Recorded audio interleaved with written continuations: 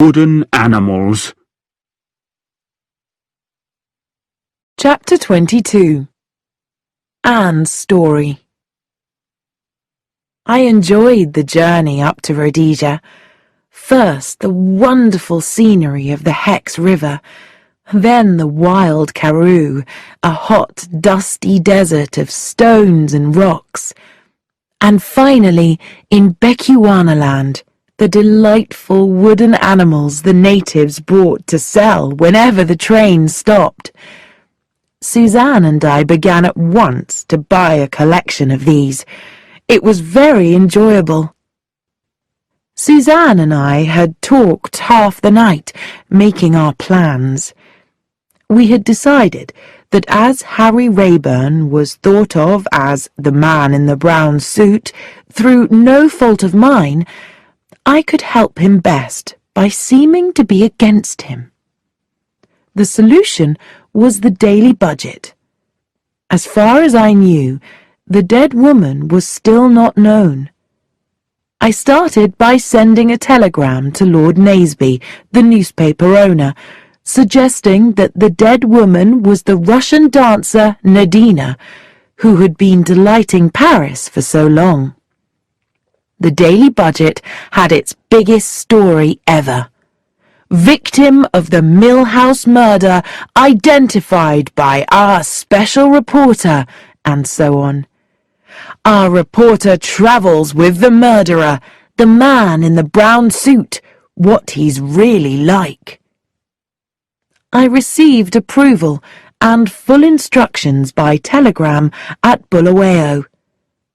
I was reporting for the Daily Budget, and I had a private word of praise from Lord Naseby.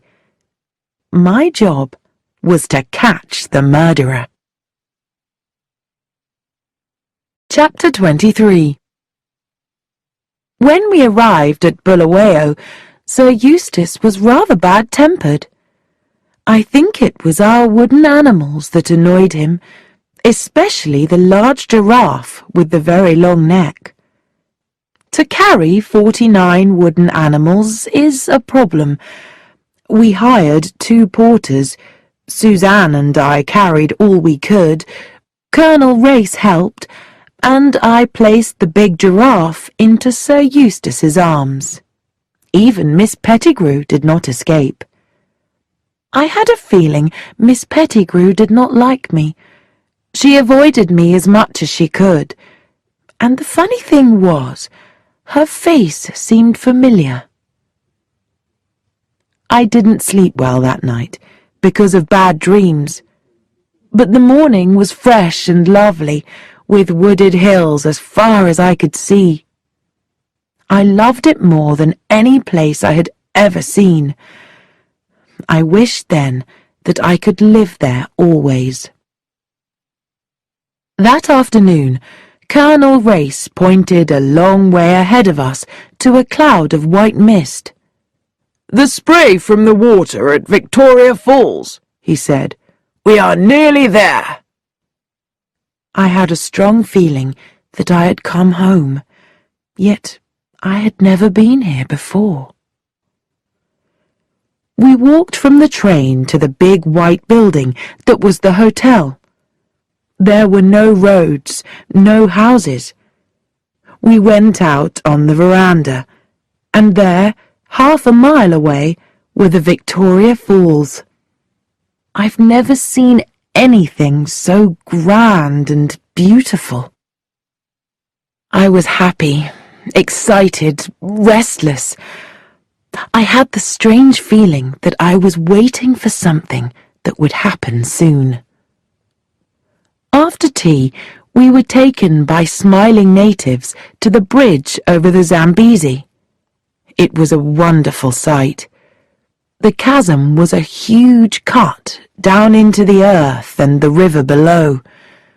The spray from the water falling into the chasm was so thick that it became a white cloud, and now and then, through this cloud, we could see the great waterfall. We went over the bridge and walked along the path marked out with white stones, which led around the edge of the gorge. Finally, the path led down towards the chasm. "Shall we go down?" Colonel Race asked, "or leave it until tomorrow? It will take some time, and it's a long climb up again." "We will leave it until tomorrow," Sir Eustace said firmly, and led the way back. That night, when I went to my room, I was too excited to sleep. I lay back in a chair and allowed myself to daydream. All the time I knew something was coming. Something that would change my life was coming nearer and nearer. There was a knock at the door. It was a boy with a note for me. "I must see you. I dare not come to the hotel. Will you come to meet me at the top of the path into the chasm? In memory of cabin 17, please come. The man you knew as Harry Rayburn." My heart beat faster and faster. He was here. Oh, I had known it. I had felt him near me. I had to be careful. He was being hunted. I quickly left the hotel and took the path to the bridge. I crossed it, but as I went on, I heard a noise behind me. I knew immediately that I was threatened.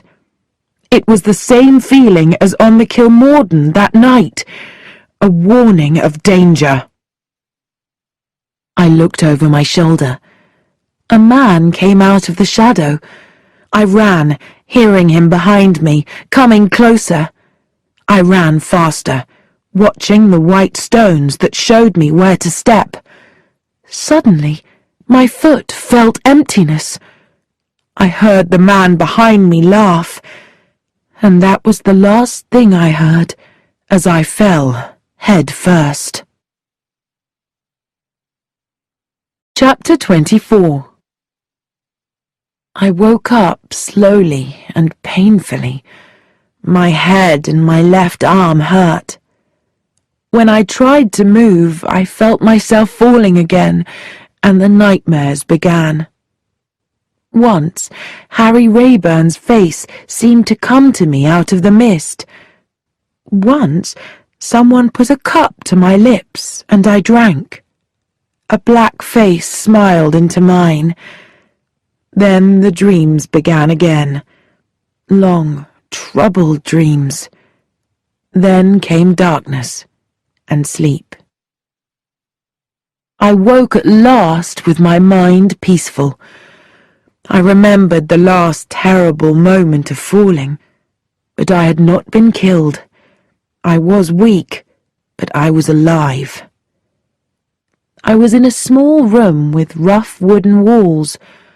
On them were the skins of animals and elephant tusks. I was lying on a bed, also covered with animal skins, and my left arm was bandaged. It felt stiff and uncomfortable. Then I saw a man between me and the window, and my heart beat faster. It was Harry Rayburn. "Feeling better?" I could not answer. There were tears on my face. I held his hand in both of mine. "Don't cry, Anne. Please don't cry. You are safe now. No one will hurt you." He comforted me until I slept again. When I woke, the sun was high and I was alone. As I tried to sit up, an old native woman came in. She smiled at me, brought me water and helped me wash. Then she brought me soup, which I ate quickly. Suddenly she stood up. Harry came in, and she left us alone. He smiled at me. "Better today?" "Yes, much better, but confused. Where am I?" "You are on a small island on the Zambezi River, about 4 miles away from the falls. Oh, I cried. I must send a message to Suzanne. She will be very worried. Who is Suzanne? Mrs. Blair.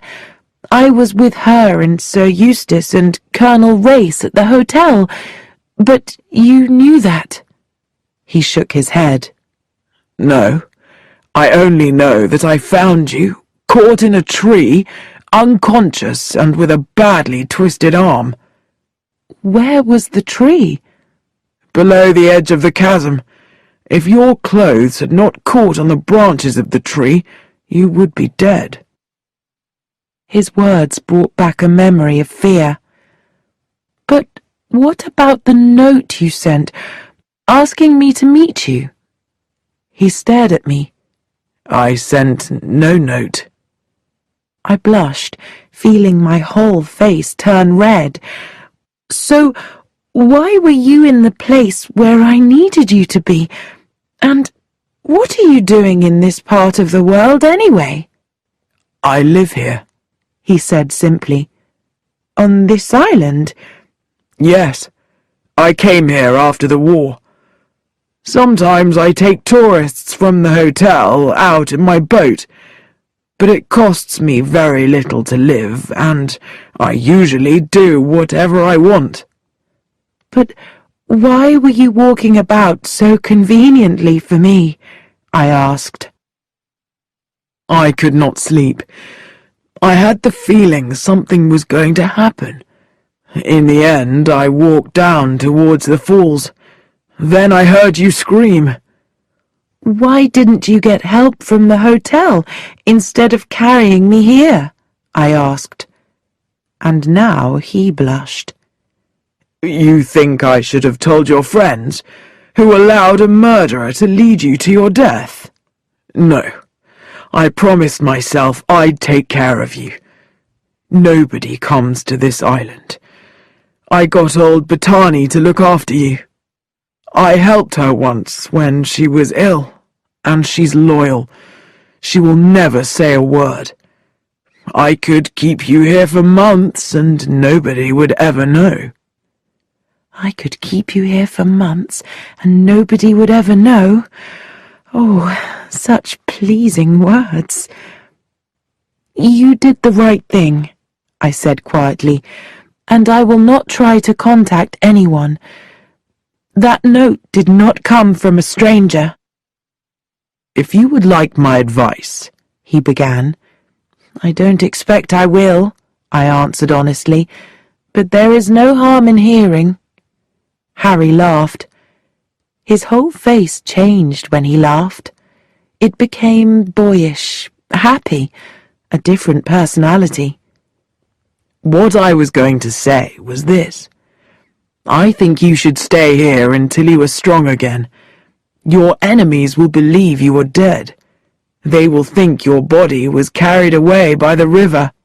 I shivered. Once you are completely well again, you can travel back to England. Then I would be a failure, I objected angrily. There speaks a foolish schoolgirl. I'm not a foolish schoolgirl, I cried. I am a woman. He looked at me with an expression I could not understand, as I sat up, blushing red and excited. So you are, he said, and went quickly out. It was a strange time. Harry was out a lot, but we spent many hours together, lying in the shade of the trees, talking about everything in the world, disagreeing about some things and agreeing about others in a most wonderful way. A real and lasting friendship developed between us. That, and something more. The time was coming when I should leave, but I did not want to go. Was he going to let me go, without a word? There were times of silence and moments when he would walk off by himself. One evening, the moment of decision came. We had finished our meal and were sitting in the doorway of the little house. The sun was going down. My hair, straight and black, hung to my knees. Harry had not been able to give me any hairpins. I felt, rather than saw him, looking at me. "You look like a witch, Anne," he said, and there was something in his voice that had never been there before. He reached out and touched my hair. I shivered. Suddenly, he jumped up and spoke angrily. "You must go. Do you hear?" he cried. "I cannot control myself any more. I'm only a man, after all. You must go, Anne. You must. You're not a fool. You know yourself that this cannot go on." "I suppose not," I said slowly, "but it has been a happy time." "Happy? It's been torture." "As bad as that?" "What do you hurt me for? Why are you laughing at me? Why do you say that?"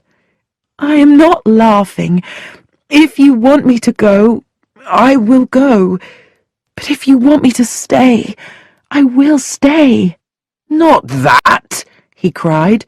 "Don't, Anne. Do you realize what I am? A criminal. A man hunted down. Any day they will come for me. You're so young, Anne, and so beautiful. All the world is in front of you. Love, life, everything. Mine's behind me, burnt." "If you don't want me—" "You know I want you. You know that I would give anything to pick you up in my arms and keep you here, hidden away from the world forever. Anne, with your long witch's hair, and your eyes that are golden and brown and green, and never stop laughing, even when your mouth is serious. But I will protect you from yourself and from me. You must go tonight. You must go back to England, Anne, and marry and be happy." "With a safe man who'll give me a good home." "Better that than staying here with me and destroying your future." "And what about you?" His face became hard. "I have my work. I will clear my name or die in the attempt, and I will kill the man who tried to murder you." "We must be fair," I said. "He did not in fact push me over." "His plan was cleverer than that. He had moved the stones which mark the path. There are bushes growing over the edge. He'd balanced the outside stones on them, so you would think you were on the path when you were stepping over the edge. If I find him, I will make him suffer." He paused for a long time, then said in a different tone, "I want you to hear the whole story, Anne." Chapter 25. The sun had set, and the dark of the African night was around us as Harry began his story. "It started when two young men became friends at Cambridge. They both loved South Africa and both wanted to travel to the wild places of the world. After he left Cambridge, Eardsley had a final bitter argument with his father. The old man was one of South Africa's richest men, and he had paid his son's debts twice. He refused to do so again when Eardsley got into debt a third time. So those two young friends went to South America to search for diamonds. It was a wonderful time, but hard too, and their friendship became so strong it could only be broken by death. When those young men found their diamonds, they felt nothing less than joy. It was not the money, you see. Eardsley was used to money. and when his father died, he would become a millionaire. Lucas had always been poor and was used to it. No, it was the pure delight of discovery. He paused, and then apologized. You don't mind me telling it this way, do you? As though I wasn't in it at all. It seems like that now, when I look back and see those two boys. I almost forget that I was one of them. Tell it any way you like, I said, and he continued. We came to Kimberley with a wonderful collection of diamonds to show the experts, and then, in the hotel at Kimberley, we met her. I felt myself becoming angry. Anita Grunberg. She was an actress, young and very beautiful, and mysterious, and that made her more attractive for two boys back from exploring.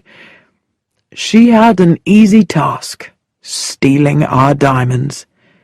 We both chased after her, but the truth is that she was married to a man who worked for De Beers, checking diamonds, though nobody knew it. She pretended to have a great interest in our adventures, and we told her everything. We even showed her the diamonds. Oh, she played her part well. After the De Beers robbery, the police were quick to investigate us. They took us, and they took our diamonds. At first we laughed.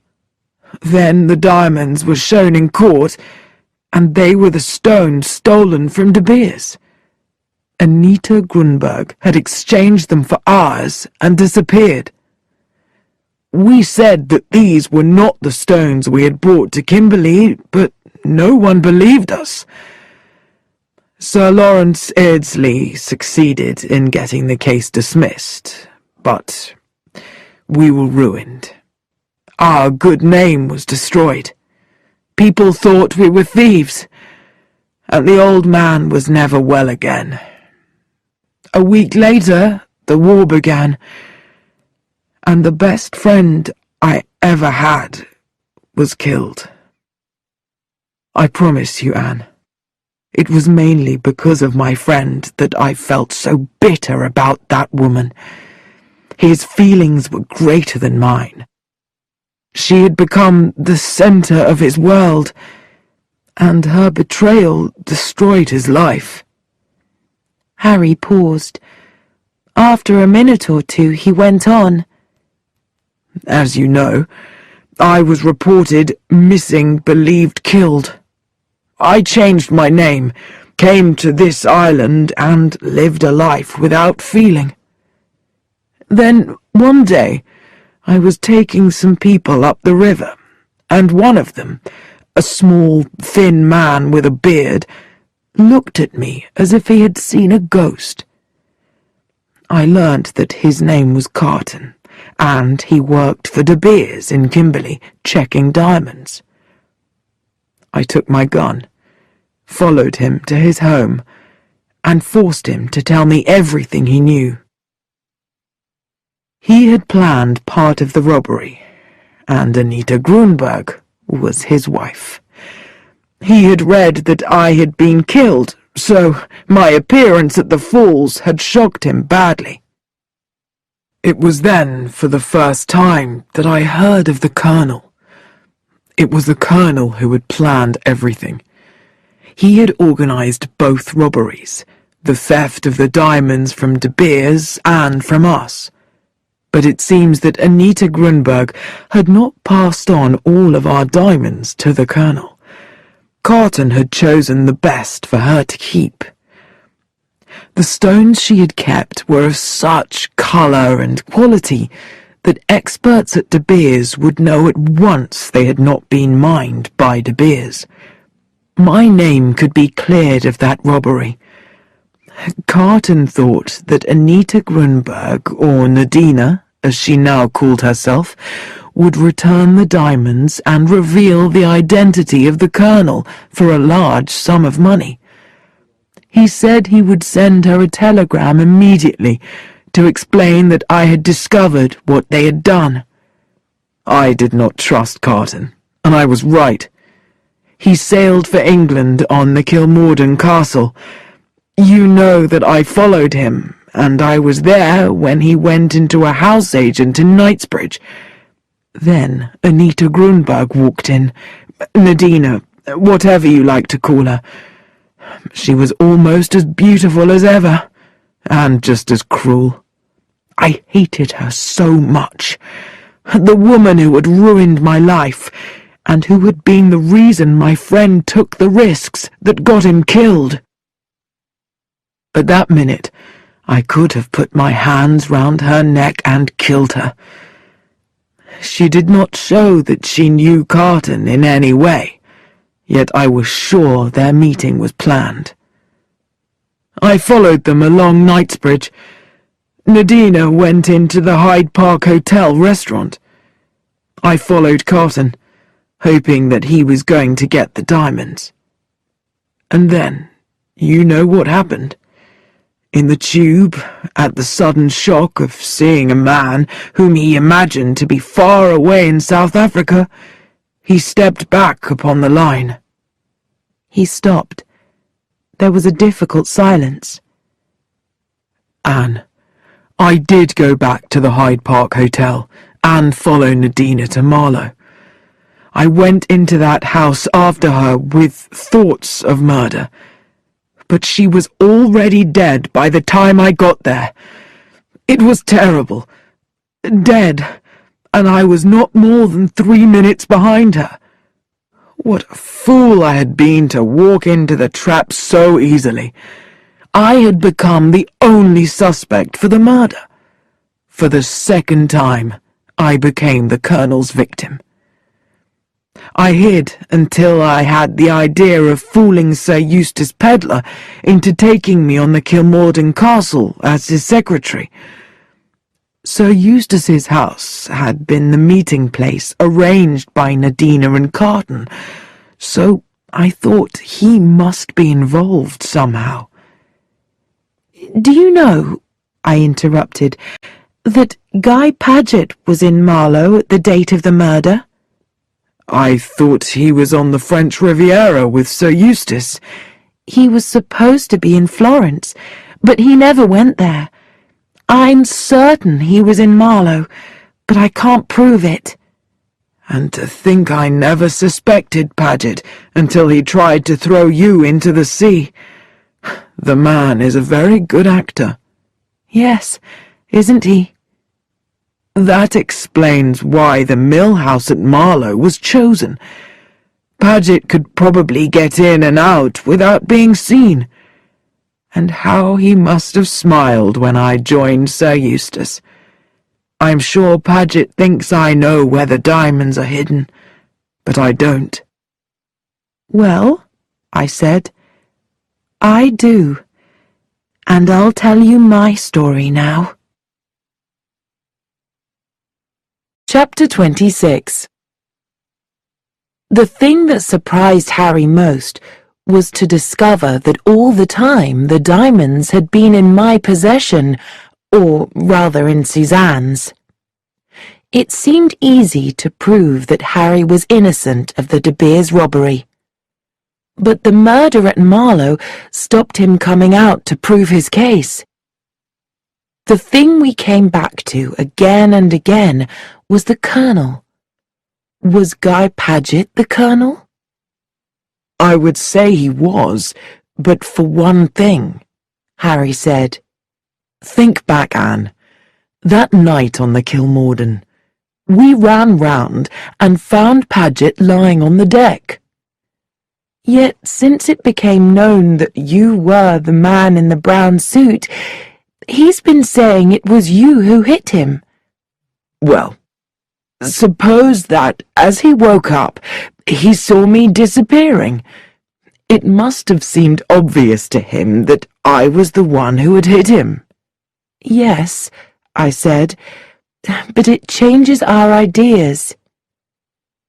Why was the mill house chosen for the murder? Harry asked. Would the Colonel have made Paget the scapegoat if I had not appeared? Then you think he may be innocent? We have to find out what he was doing in Marlow. If he's got a reasonable explanation. Harry suddenly stopped and held up his hand. What's that? I heard it too. The splash of a boat coming towards our island. We stared into the darkness. There was a boat on the water. Quick! Harry pulled me back and took down 2 guns from the wall. Can you load a gun with bullets? Show me how. I understood his instructions well enough. We closed the door, and Harry stood by the window. Who's that? Shouted Harry as the boat came in. Immediately, bullets flew all around us. Harry shot with his gun again and again. I heard groans and a splash. In the flashes of light from the gunfire, I recognized the red-bearded Dutchman. The others were natives. Harry reached for the second gun. More bullets, Anne! And I did as I was told. More bullets were also coming in at us, and one cut Harry's face slightly. The shots he fired were doing more damage to the enemy. I got the gun ready, and he turned to me to take it. Then he held me close and kissed me before he turned to the window to fire again. Suddenly he shouted, They're going! They've had enough for the moment. Anne, you beauty, you wonder, as brave as a lion, black-haired witch! He caught me in his arms and kissed my mouth. And now to business, he said. We must get to the boat before they come back. They'll be better organized next time. But both of Harry's boats had been cut loose and had drifted away in the river. They're coming again, I said, seeing dark shapes moving out from the other side of the river. Yes. See, they've got 2 boats this time. They're going to land at 2 different points. We're in a dangerous place, honey. Do you mind? Harry asked. Not with you. Ah, but dying together is not much fun. We will do better than that. Come, Anne. We've got to try a desperate way out of this. Hand in hand, we raced across to the other side of the island. There was only a narrow stream of water between the island and the shore here.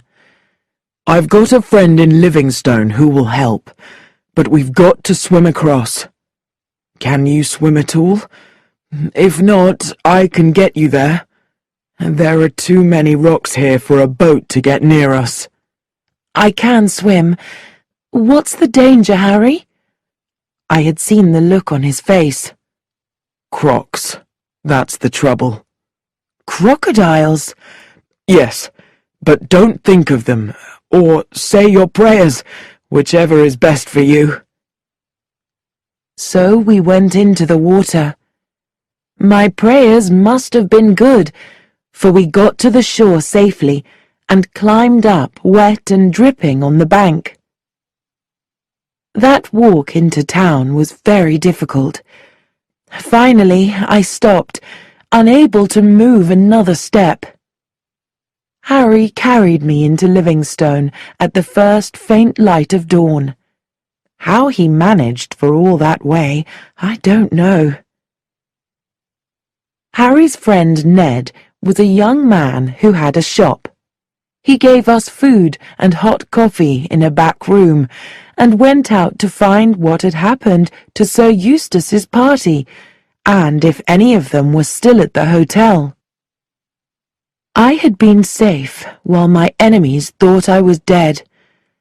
Now, wherever I went on my own, they could follow me and murder me quietly. I would have no one to protect me. We agreed that I should join Suzanne and use all my energy to take care of myself. I would not try to catch the Colonel. I would wait for instructions from Harry, who planned to go and find Colonel Race and see if he was a friend. We ought to have a code, I said thoughtfully. We don't want to be fooled again by messages from our enemies. That's easy, Harry replied. Any real message will have the word "and" crossed out in it. Any telegrams from me will be signed Andy. Chapter 27. From the Diary of Sir Eustace Pedler, Johannesburg, March the 6th. Living here is like living on the edge of a volcano. Crowds of angry people on strike from their work walk the streets and look at you with thoughts of murder. You cannot ride in a taxi. If you do, they pull you out. Paget joins me tomorrow, like the faithful servant he is. And this morning I was visited by a government official. It seems they were expecting serious trouble. It is not the strikers who are causing the trouble, Sir Eustace, he told me. There is some organization at work behind them. A lot of guns have been brought in. From documents we have discovered, we have learned there is a code.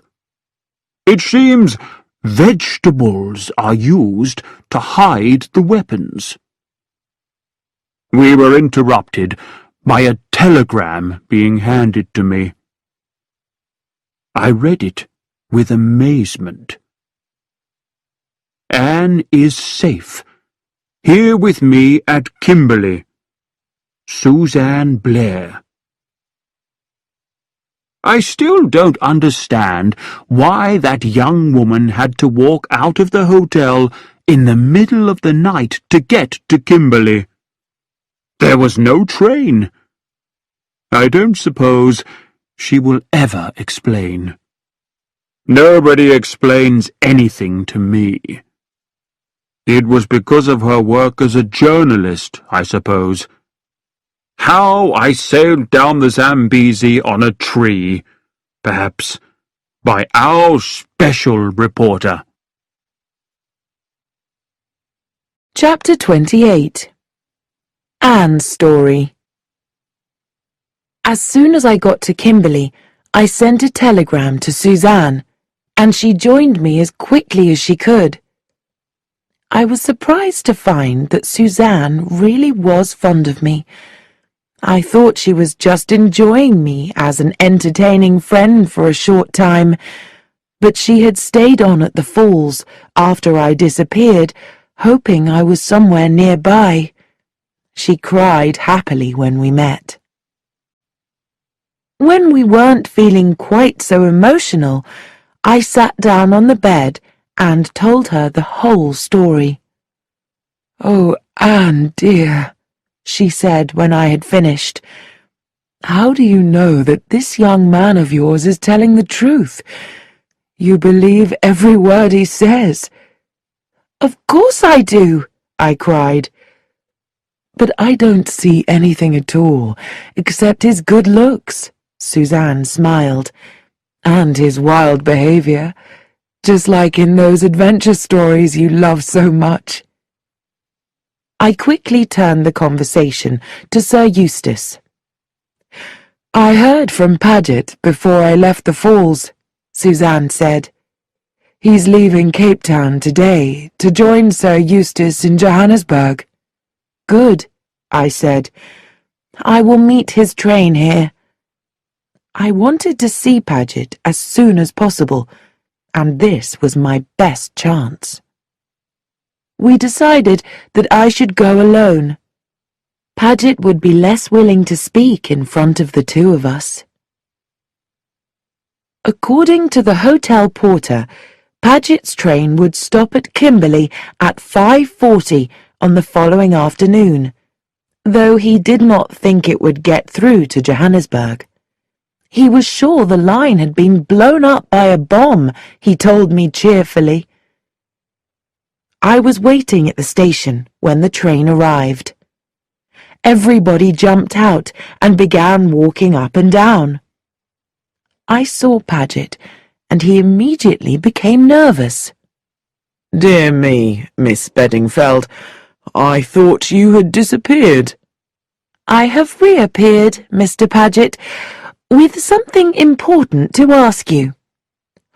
What were you doing at Marlow on the 8th of January? He jumped violently. "Really, Miss Bedingfeld?" You were there.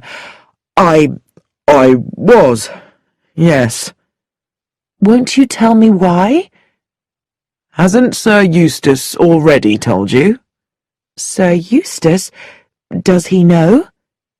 I am almost sure he does. I hoped he had not recognized me, but from things he has said, I fear he did. In any case, I mean to explain the matter and offer to leave my job. A whistle blew, and the people began to climb back into the train. Mr. Paget, why did you go to Marlow? It was wrong of me, but natural. What was natural? I cried.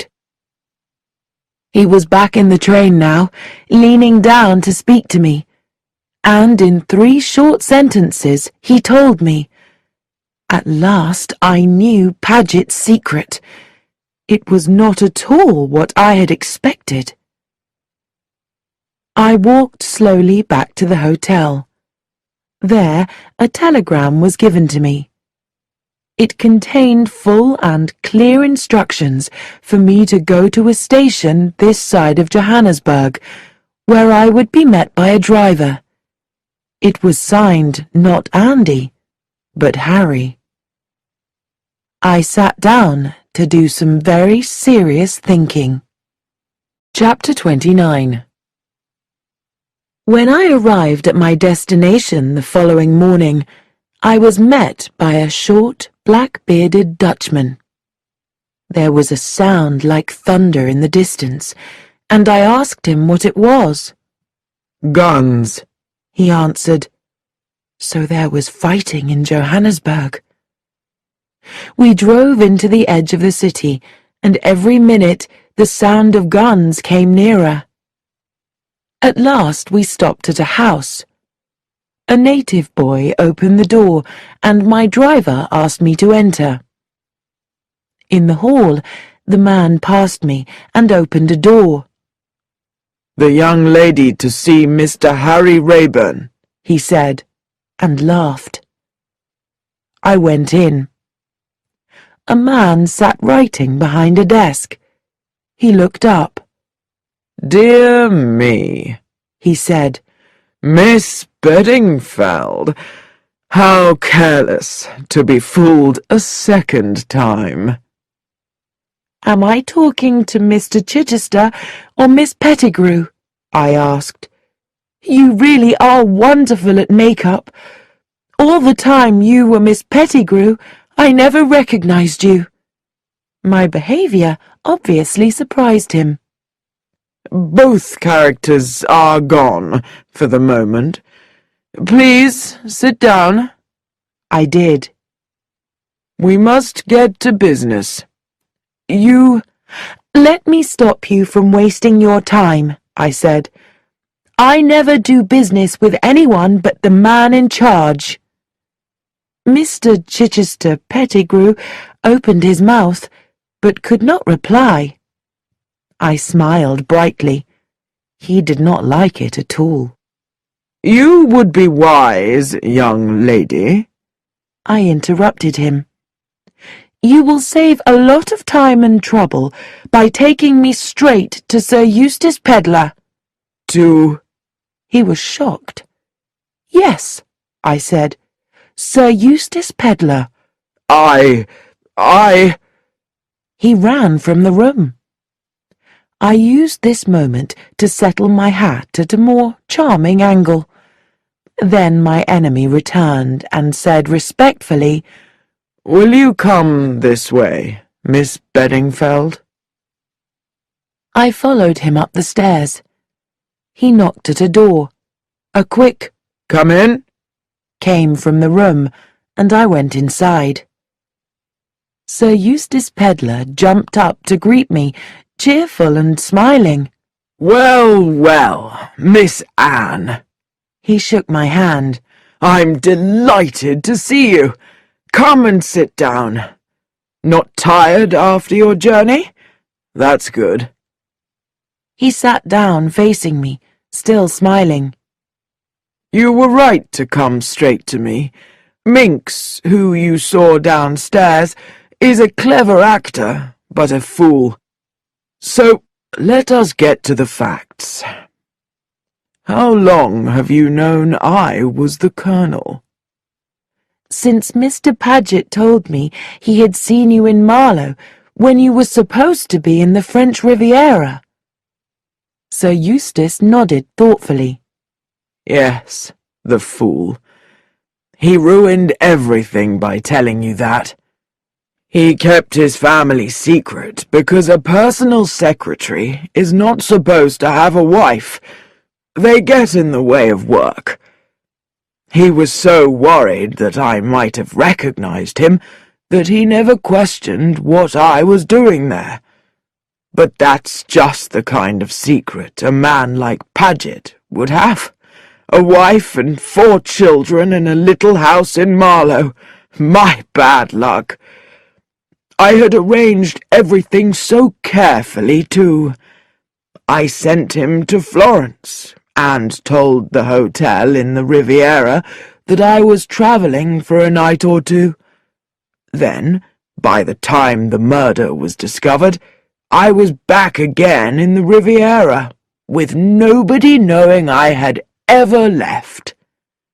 "Then it was you who tried to throw me overboard on the Kilmorton," I said. He shrugged. "I apologize, my dear child. I always liked you, but I could not have my plans destroyed by a little girl." "There is one thing I would like to know," I said. "How did you manage to get Paget to hire Miss Pettigrew?" "Oh, that was simple. She met Paget in the doorway of the Trade Commissioner's office, told him I had telephoned, and that she had been chosen by the department to be my secretary." "You're very honest," I said, studying him. "There's no reason why I should not be." I did not like that. "This was going to be my last job, to supply explosives and weapons to the strikers in Johannesburg, and make sure that certain people were blamed, and I was careful to be paid in advance." "Ah," I said slowly, "but what about me?" "That's just it," said Sir Eustace softly. "What am I going to do with you? The simplest way of dealing with you, and I may add, the most pleasant for me, is marriage. In law, wives cannot speak against their husbands, and I'd like a pretty young wife to hold my hand and look at me with bright eyes. Don't flash them at me so. You frighten me. Don't you like that plan?" "I do not." Sir Eustace sighed. "The usual trouble, I suppose. You love someone else." "I do love someone else," "I thought as much," said this extraordinary person, leaning back in his chair. "The fact is, I do like you. I really don't want to do anything terrible. Suppose you tell me the whole story, but be warned, I want the truth.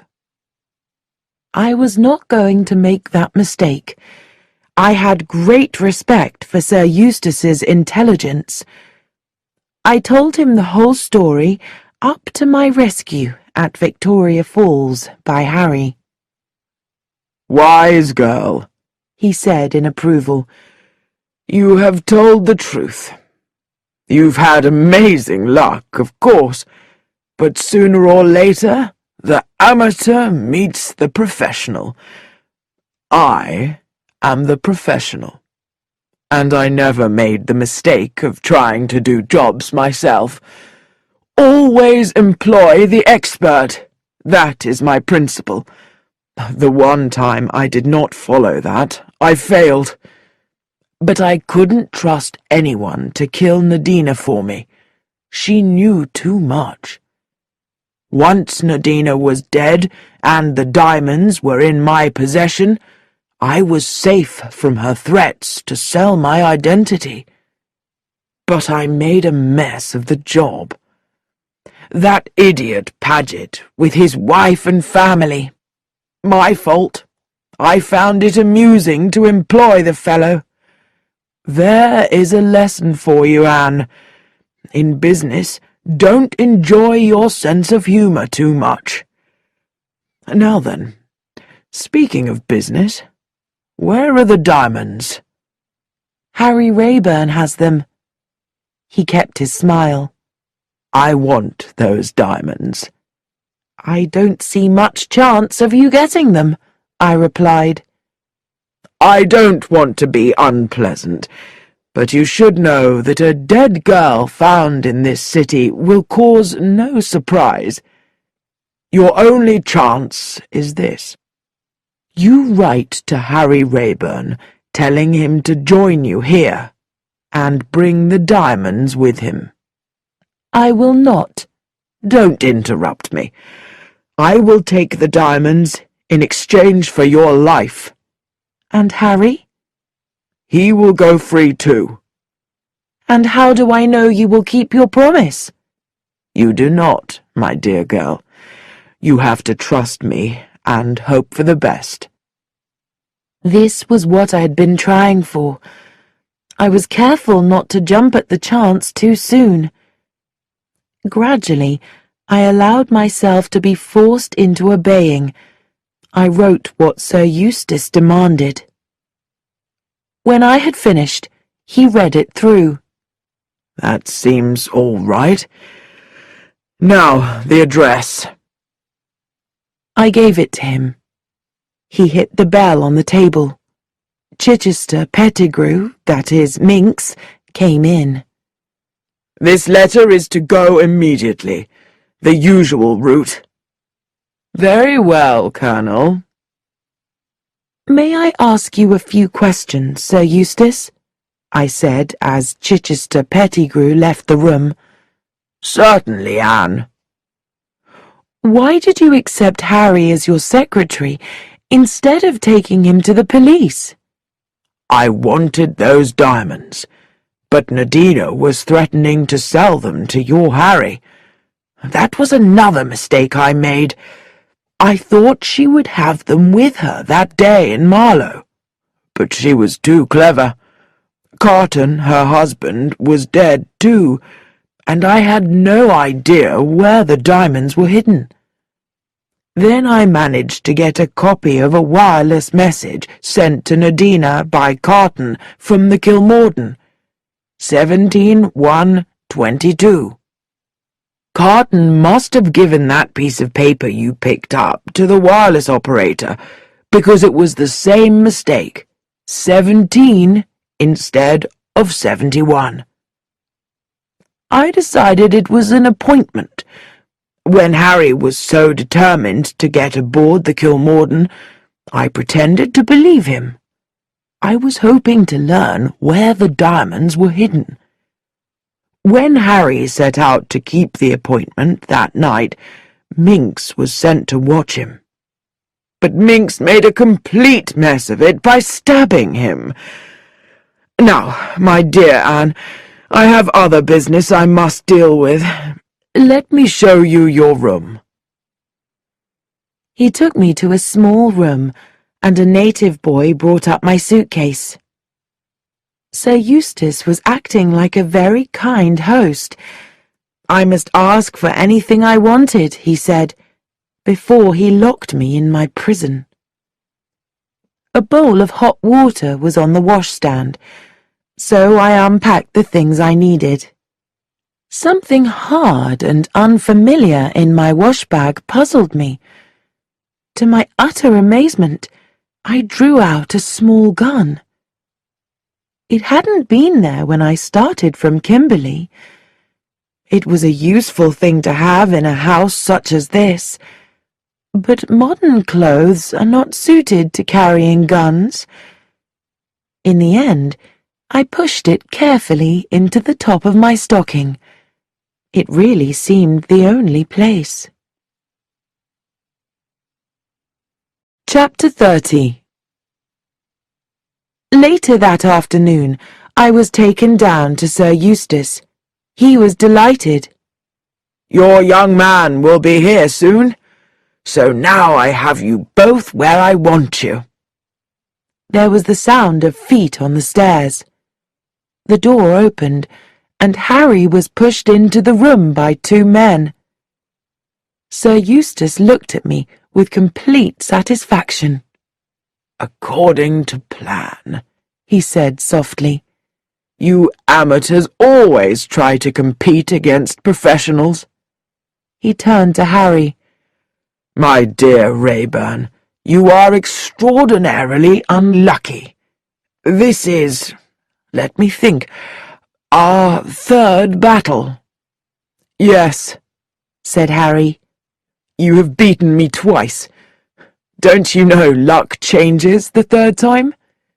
You see, I got hold of Minx in Johannesburg and had a good long talk with him about going to prison. He decided he'd prefer to give me some help. So this time, I win. Show him, Anne." In a flash, I had the gun out of my stocking and held it to Sir Eustace's head. The two men guarding Harry rushed forward, but Harry stopped them. "Another step and he dies. If they come any nearer, Anne, shoot." "I will," I replied cheerfully. "I rather think I might shoot him anyway." This frightened Sir Eustace. He was, in fact, shaking. "Stay where you are," he commanded. "Tell them to leave the room," said Harry, pointing to the guards. Sir Eustace gave the order. The men left, and Harry locked the door. "Now we can talk," he said. Coming across the room, he took the gun out of my hand. Sir Eustace sighed in relief. "That's better. Well, my young friend, let us talk sense. For the moment you are in control, but the house is full of my men. Your situation is hopeless, is it? Sit down, Sir Eustace, and listen." There was a banging at the door below. There were shouts, then gunfire. Sir Eustace went pale. "What's that?" "Colonel Race and his people, Sir Eustace. Anne knew your telegram was not from me. She caught you in your own trap. Before leaving Kimberley, she sent telegrams to me and to Race. Mrs. Blair has been in contact with us ever since. So you see, Sir Eustace, you are beaten." Sir Eustace accepted his defeat with laughter. There was a crash of wood as the front door was broken, and the sound of footsteps running up the stairs. Harry unlocked the door. Colonel Race was the first to enter the room. He was delighted to see us. "You're safe, Anne. I was afraid." He turned to Sir Eustace. "I've been after you for a long time, Pedlar, and at last I've got you." "Got you?" Chapter 31. That night, our place of safety was a farm about 20 miles from Johannesburg. I kept telling myself that our troubles were over. Harry and I were together, and we would never be separated again. Yet I was aware that he was somehow holding himself back, which I could not understand. I came out onto the veranda early the following morning and looked across the plain towards Johannesburg. I could see the big hills of waste rock from the mines, shining in the pale sunshine, and I could hear the distant thunder of guns. The farmer's wife came out and called me in to breakfast. Harry had left early that morning and had not yet returned, she told me. Again, I felt uneasy. After breakfast, I sat outside, so lost in my own thoughts that I didn't see Colonel Race ride up and get off his horse. It was not until he said, "Good morning, Anne," that I realized he was there. "Oh," I said, "it's you. Please sit down. What is the news?" Prime Minister Smuts will be in Johannesburg tomorrow. I give this revolution 3 days more before it collapses. In the meantime, the fighting goes on. But I have other news. I'm afraid I have failed. Sir Eustace has escaped. What? No one knows how he managed it. He was securely locked up for the night, in an upstairs room of one of the farms near here, which the military have taken over. But this morning, the room was empty. Secretly, I was rather pleased. I always had a liking for Sir Eustace. I'm sure it is wrong of me, but I admired him. He was thoroughly bad, but I have never met anyone half so amusing. I hid my feelings, of course. Colonel Race would feel differently about it. And apart from the paperwork, Harry is now cleared of all crimes. There is no reason why he should not use his real name. Then Harry came round the corner of the house. Colonel Race got up. "Good morning, Lucas." For some reason, Harry blushed. "Yes," I said happily. "You must be known by your real name now." But Harry was still staring at Colonel Race. "So, you know, sir," he said at last. "I never forget a face. I saw you once as a boy." "What's all this about?" I asked, puzzled, looking from one to the other. They seemed to be testing each other somehow. Race won. Harry turned slightly away. "I suppose you're right, sir. Tell her my real name. Anne, this isn't Harry Lucas. Harry Lucas was killed in the war. This is John Harold Eardsley." Chapter 32. With those words, Colonel Race left. I stood, staring after him, until Harry spoke. "Anne, forgive me." He took my hand. "Why did you not tell me the truth?" "I was afraid. I wanted you to love me for myself, for the man I was, without the wealth." "You mean you didn't trust me?" "You can put it that way if you like. I'd become bitter, always believing I would be cheated, and it was so wonderful to be loved in the way you loved me." "I see," I said slowly. "How did it happen?" "Lucas and I were ruined, and it turned us mad. We went rushing into danger without thought. One night, We exchanged our identity discs for luck. Lucas was killed the next day, blown to pieces. I shivered. But why didn't you tell me this morning? You must know that I love you by now. Anne, I didn't want to spoil it all. I wanted to take you back to the island. What's the good of money? It can't buy happiness. We'd have been happy on the island. I'm afraid of that other life. It nearly destroyed me once. And your father's millions? Race was welcome to have the money. Anyway, he would make better use of it than I ever would. Anne, what are you thinking about? You're frowning a lot. I'm thinking, I said slowly, that I almost wish Colonel Race hadn't made you tell me. No, he was right. I owed you the truth. I laughed. Harry, it's you I want, and that's all that matters. As soon as possible, we set out for Cape Town. There, Suzanne was waiting to welcome me. When the fighting was finally over, Colonel Race came to Cape Town. At his suggestion, the big house at Meisenberg that had belonged to Sir Lawrence Eardsley was reopened. There we made our plans. I would return to England with Suzanne and be married in London. Everything for the wedding would be bought in Paris. Suzanne enjoyed planning these details, and so did I.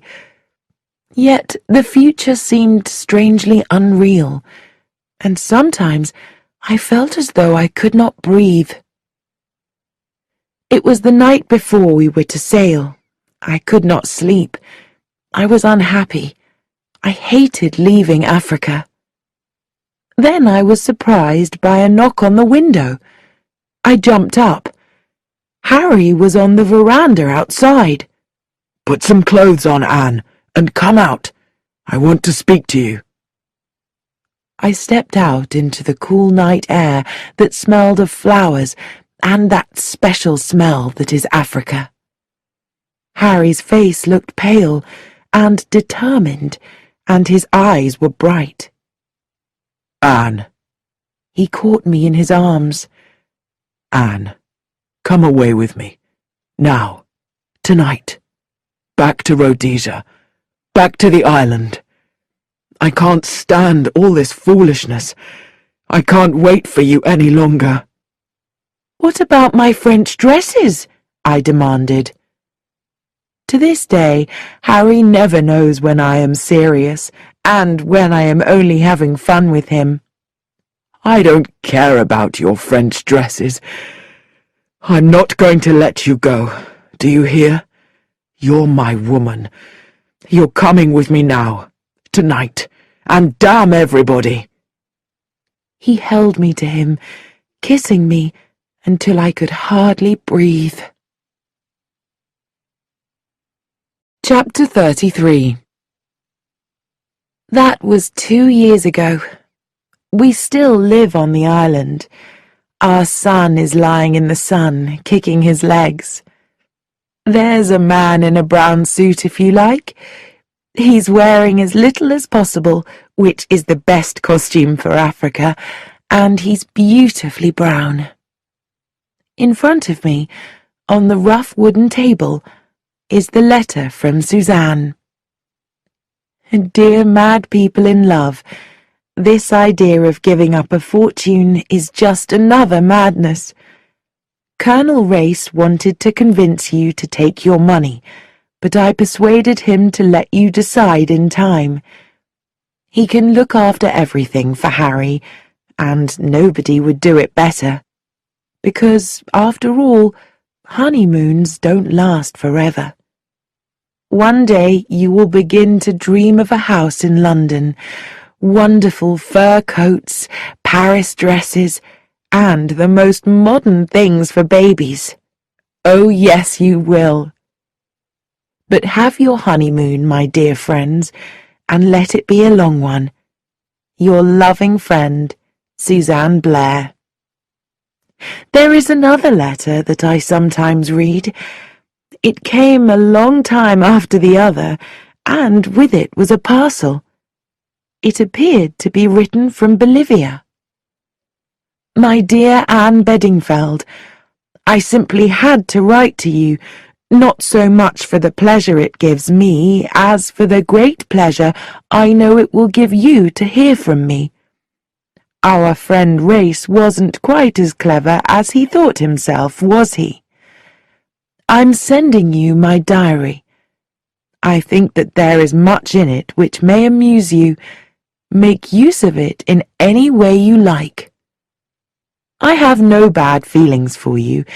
It is hard, of course, to have to begin all over again at my time of life, but I had some money saved up, and I am getting together a nice little business. On the whole, I think I have been very forgiving, even to Paget. I heard that he, or rather Mrs. Paget, has brought another child into the world. England will be completely populated by Pagets soon. I sent the child a silver cup, and, on a postcard, wrote how delighted I would be to act as godfather. I can see Paget taking both cup and postcard straight to Scotland Yard without a smile on his face. Bless you, Bright Eyes. Some day you will see what a mistake you have made in not marrying me. Yours ever, Eustace Pedler.